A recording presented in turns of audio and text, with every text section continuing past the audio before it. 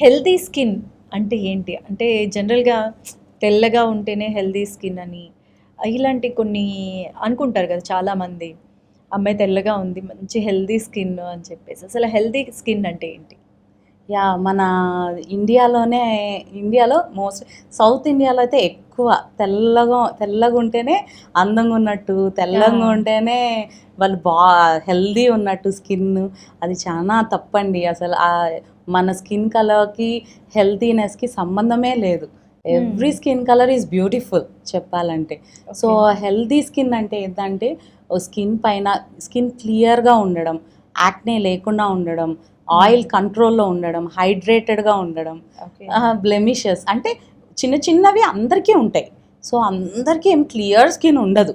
So, ఆ హ్మ్. Blemishes కానీ, రెడ్‌నెస్ ఉన్నా, చిన్న ఇన్‌ఫ్లమేషన్ ఉన్నా, మనం మేనేజబుల్‌గా ఉంటే దాన్ని హెల్తీ స్కిన్ అంటామనమాట.